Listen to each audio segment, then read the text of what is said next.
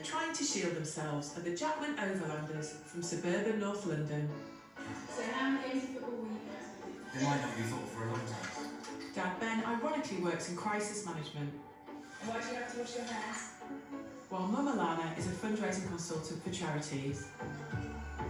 They have 3 children, 11-year-old Zeb, 8-year-old Solly and 4-year-old Aziza. Like all of Britain, they're worried about the impact coronavirus is having on their lives and the health of the whole family. Before the introduction of the new guidelines on social distancing, I came to meet the family with microbiologist Dr. Olivia Champion. We're going to put them through a series of experiments which will demonstrate how a virus as contagious as COVID-19 can survive in your house and be passed around from parents to children. Thank you for letting us into your lovely home. I must admit I'm very impressed because your house looks very clean and sparkly. I'm not sure my house would be this clean. Do you pride yourself on keeping germ-free? No, I wouldn't say. I mean, he's more into kind of germ. We've got 3 kids. They're often out in the garden playing football, coming with dirty hands. We're relatively relaxed about it. Now we're encouraging them to wash their hands. There's a lot more hand washing now, but generally I sort of feel like mud and dirt and all of that is pretty standard and pretty happy, and you know they almost never get ill, the kids.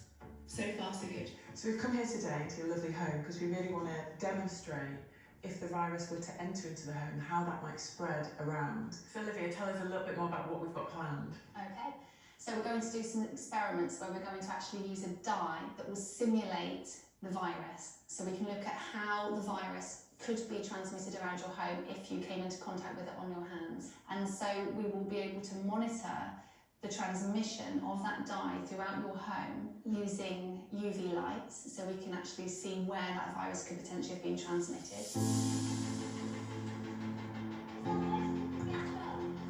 Viruses are thought to spread via droplets when a person coughs or sneezes, and these are highly contagious.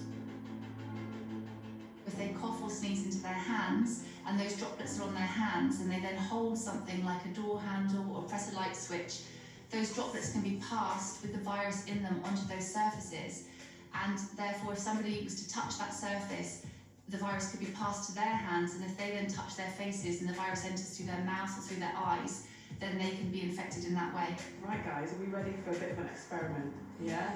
Hands at the ready. Olivia, tell us more. Right, quite simply with this experiment, we're going to take this gel and I'm going to apply it to each of your hands like hand lotion, and then all you have to do is go back into the house and carry on with your day, and that's all you have to do. Using this gel, we'll see how easily a virus could spread around a family home.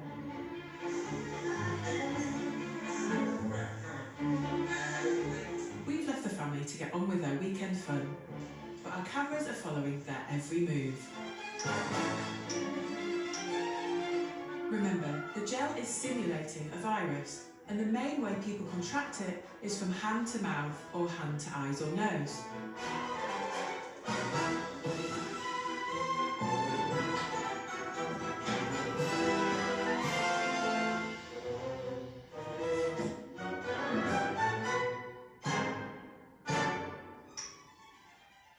Right, so the family have had about 30 minutes to go about their normal family activities.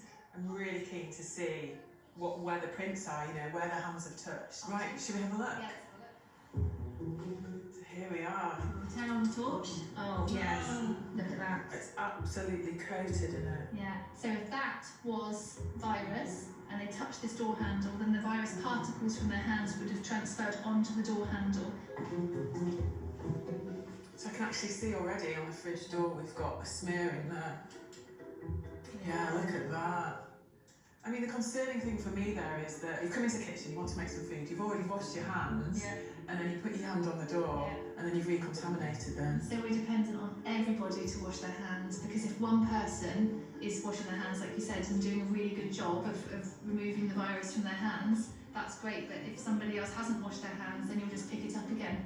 And I'm guessing if it's on the outside of the fridge door, whoever's gone into the fridge to get something has then contaminated the inside of the fridge. Should we have a look? Let's have a look. Oh yeah, look, there it is on the bottle of milk. It's all around the top where the milk will be coming out. And as we move across the kitchen, So look, Gosh, it's absolutely everywhere. It's all over the surfaces as well, and it's splattered, isn't it, almost? So there's some. And here you can see. Oh wow, look at that. Yeah. And those, of course, are going to go straight into your mouth to eat you. Yeah. Look at that. It's everywhere. Yeah. Absolutely everywhere. All over the wall even, but look at every single light switch. Right, so we're here down to the bathroom. Let's have a look. Oh, look at that. Gosh. On the handle. I mean, I think we've really just demonstrated the extent to which contaminated hands can spread to different surfaces around the house. Yeah. People will have virus particles on their hands from sneezing into them or coughing into them, and if they don't wash their hands thoroughly, it can spread so easily, and this is a really simple experiment to show that. The ease with which the coronavirus can be spread from one person to another, and the trail of infection it leaves behind on surfaces, is why the government's taken such drastic steps to lock down the population and stop virtually all social interaction. Dr. Bharat Pankania is a leading expert on the control of infectious diseases.